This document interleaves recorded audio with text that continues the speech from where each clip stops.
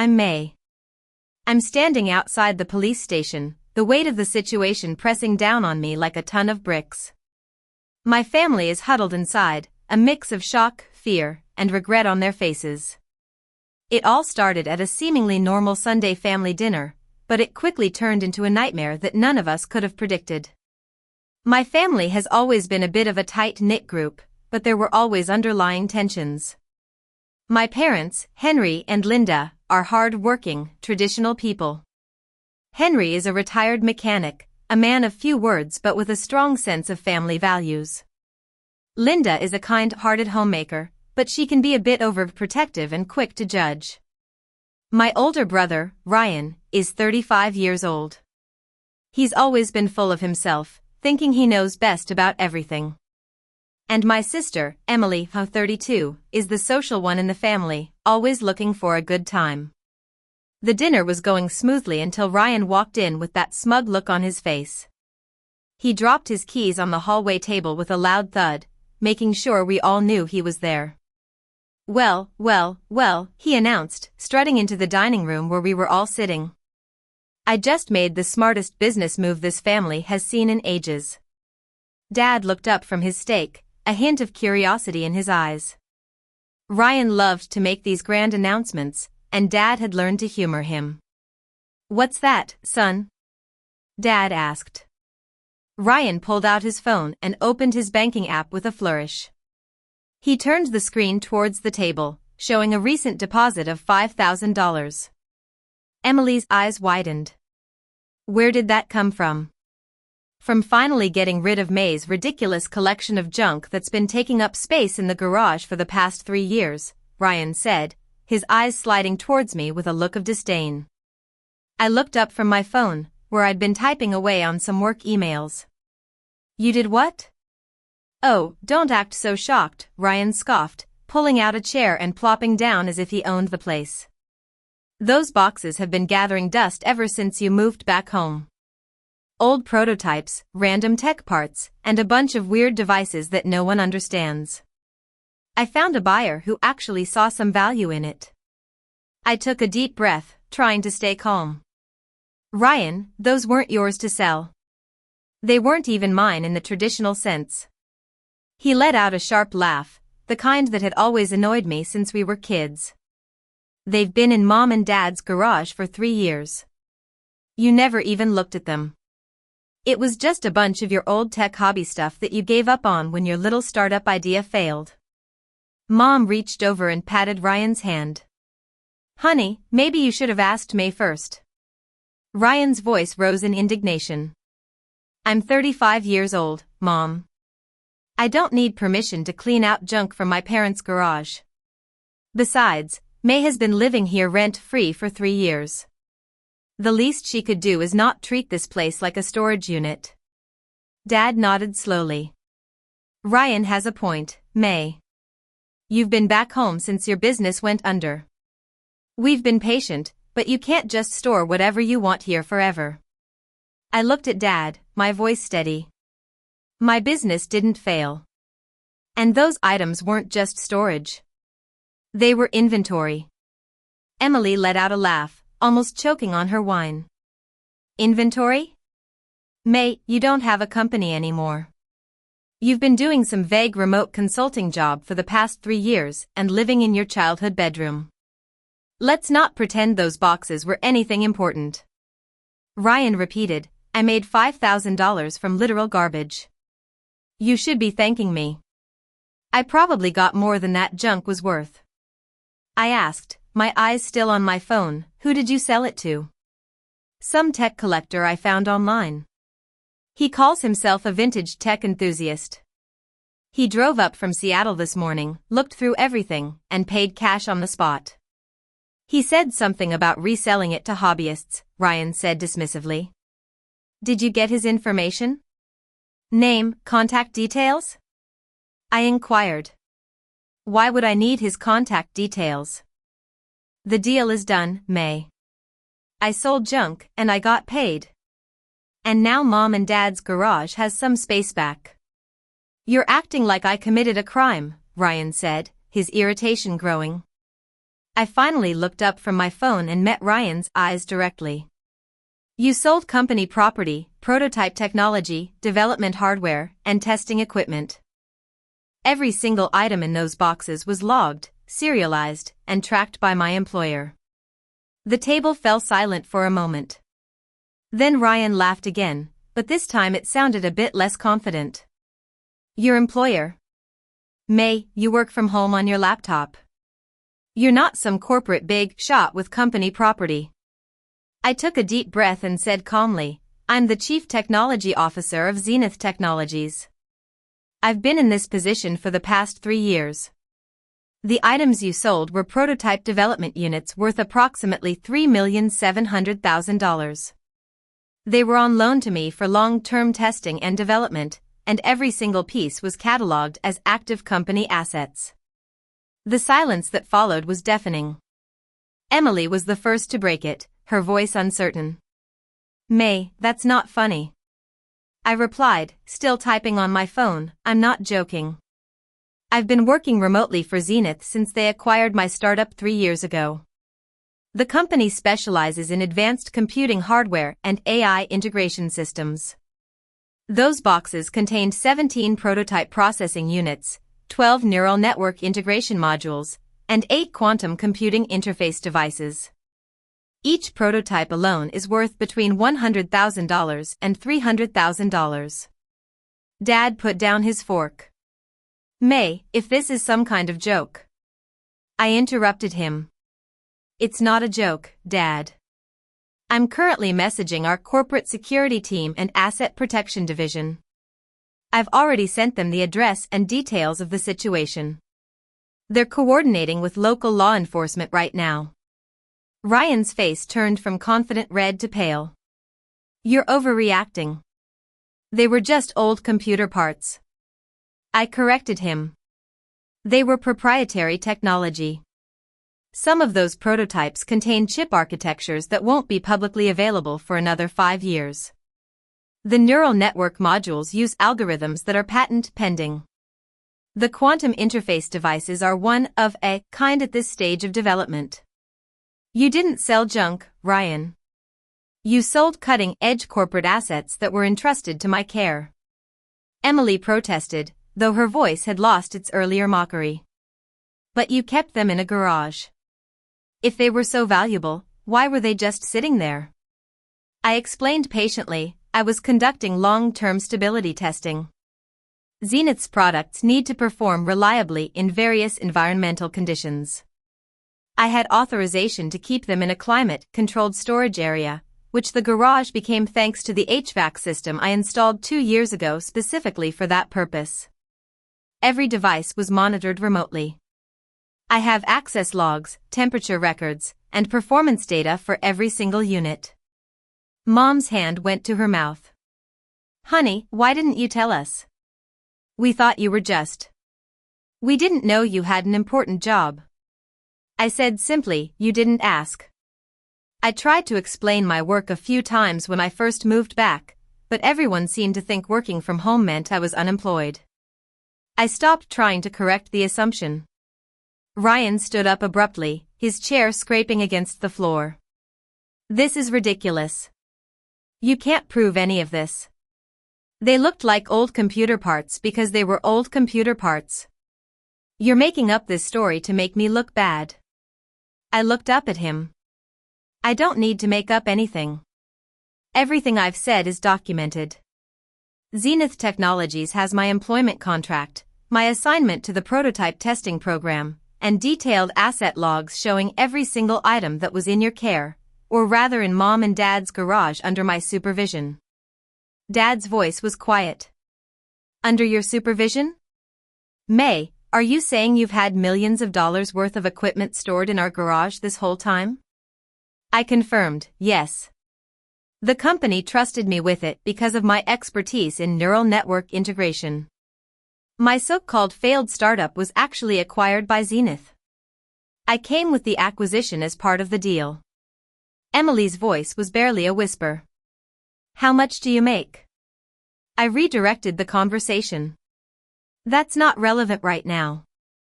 What's relevant is that Ryan just sold stolen property.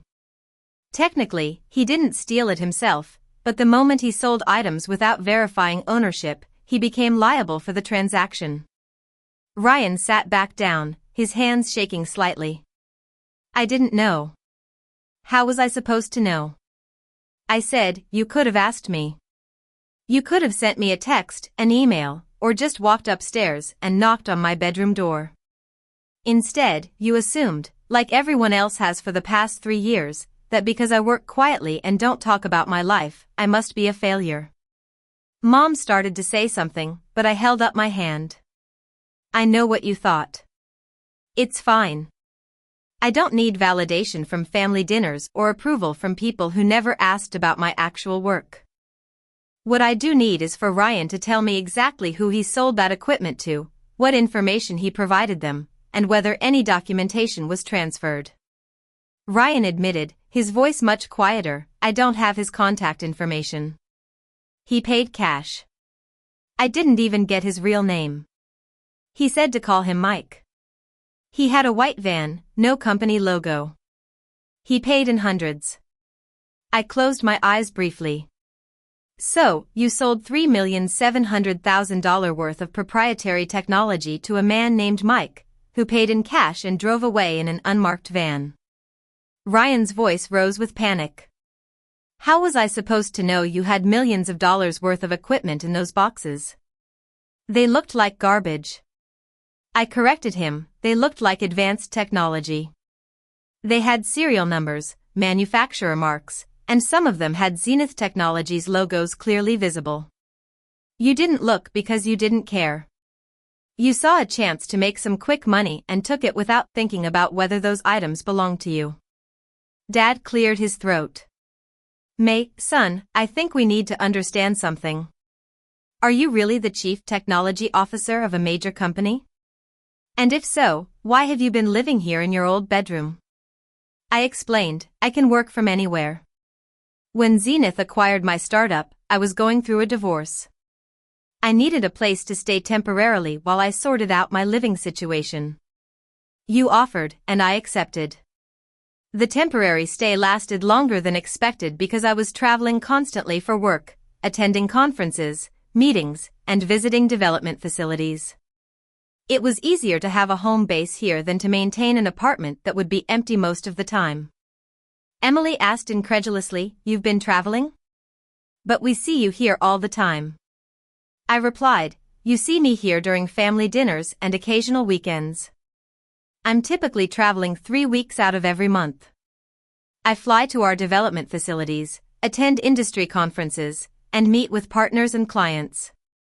My calendar is usually booked solid. When I'm here, I'm working remotely, attending virtual meetings, and monitoring the prototype equipment that was stored downstairs. Just then, the sound of car doors slamming outside made us all jump. I glanced at my phone. That'll be our asset protection team. They made good time. Ryan stood up so fast that his chair toppled backward. Wait. We can figure this out. I'll get the money back. I'll find the guy. We can fix this. I stood up and moved towards the front door. You can't fix this, Ryan. The equipment is gone. You don't know who has it. For all we know, Mike is a corporate espionage agent who now has access to technology that could compromise our competitive advantage. This isn't about the money, though $3,700,000 is a significant amount. This is about proprietary technology potentially falling into the wrong hands. I opened the front door before anyone could knock. 2 men in suits stood on the porch, their credentials already in hand. Behind them, I could see 2 more vehicles pulling up, an unmarked sedan and a marked police cruiser. Ms. Thompson, the first man said, though his tone suggested he already knew the answer. I'm Agent Harris with Zenith Technologies' Corporate Security Division. This is Agent Lee. We need to speak with Ryan Thompson regarding the unauthorized sale of company property. Come in, I said, stepping aside. My family is in the dining room. As the agents entered, followed by two uniformed police officers, I watched my family's faces turn from confusion to fear. Ryan had gone completely white. Dad stood up and instinctively reached for Mom's shoulder. Emily looked like she might be sick. Agent Harris took in the scene with professional efficiency. Ryan Thompson. Ryan raised his hand slightly, like a child in school. That's me. Agent Harris continued, we need to ask you some questions about items you sold this morning. Items that were the property of Zenith Technologies, valued at approximately $3,700,000. Ryan said immediately, his voice cracking, I didn't know. I swear I didn't know what they were. I thought they were just old computer parts. May never said they were important. Agent Lee pulled out a tablet and pulled up documentation. Mr. Thompson, our records show that all items stored at this address were clearly marked with Zenith Technologies serial numbers and property tags. Did you examine any of the items before selling them? Ryan stammered, I looked at them, but I didn't really pay attention to details. I just saw old electronics. Agent Harris said flatly, old electronics with corporate property tags, serial numbers, and in some cases, clearly visible company logos. Mr. Thompson, do you understand that what you've done constitutes theft and the illegal sale of corporate assets? Dad stepped forward. Now wait a minute. My son made a mistake, but he didn't steal anything. Those items were in our garage. He had no reason to believe he couldn't dispose of them. Agent Lee addressed Dad respectfully. Sir, your son sold property that did not belong to him to an unknown buyer for cash. Whether he understood the value of those items or not, the action itself is illegal. Additionally, because the items contained proprietary technology, there are federal implications regarding potential corporate espionage and technology transfer. Mom's voice was barely audible. You're saying this is a federal crime? Agent Harris confirmed, potentially, yes. We're still assessing the situation. The immediate concern is recovering the items and determining who purchased them and for what purpose. One of the uniformed officers spoke up. Mr. Ryan Thompson, can you provide a description of the individual who purchased these items from you? Ryan sank back into his chair, his head in his hands. White guy, maybe 45 or 50 years old, average height, brown hair. He said his name was Mike. He drove a white cargo van, no markings. He paid in cash, $100 bills. Agent Lee asked, did he show you identification, a business card, any documentation? Ryan replied, no, nothing. He just looked at the boxes, asked if everything was there, and handed me the cash when I said yes. Agent Harris asked, how did he know about the items being for sale? Ryan admitted, I posted on a tech resale forum. I just said I had vintage computer equipment and prototypes available. He responded within an hour, came out this morning, and bought everything. The agents exchanged glances. Agent Harris's expression grew more serious. Mr. Thompson, you posted publicly about having prototype technology available for sale. Ryan protested, I didn't say they were prototypes. I just said they were old computer parts. I didn't know what they actually were. Agent Lee turned his tablet to show Ryan his own post. You used the word prototypes in your listing, various prototypes and development hardware. That's a direct quote. Ryan stared at the screen, his face losing color. I just thought that sounded better than old junk. I didn't think it meant anything specific. Agent Harris closed his eyes briefly. Mr. Thompson, by advertising prototypes and development hardware, you essentially announced to anyone monitoring such listings that you had access to unreleased technology. The individual who purchased these items from you was likely specifically looking for exactly this type of opportunity. Emily whispered, oh, God. Ryan, what did you do? Ryan's voice rose in panic again. I didn't mean to. I was just trying to clean out the garage. May wasn't using that stuff. It was just sitting there. I said quietly, it was sitting there as part of an authorized company testing program. Every item was exactly where it was supposed to be, being monitored and tested as part of my job responsibilities. You took it upon yourself to sell items you had no authority to sell. You didn't verify ownership, didn't consult with anyone, and then advertised them publicly in a way that specifically attracted the attention of someone looking for proprietary technology. Agent Harris turned to me. Ms. Thompson, we need you to provide us with complete documentation of everything that was taken. Serial numbers, specifications, photographs if you have them. Everything. I confirmed, I have comprehensive records. Every item was logged with photos, serial numbers, specifications, and installation dates. I also have the monitoring logs showing the exact time each item stopped transmitting data, which would be when Ryan removed them from the garage. Dad asked, transmitting data? You were monitoring them remotely? I replied, of course. They're multi-million-dollar prototypes. Did you think Zenith would just hand them over with no tracking or oversight?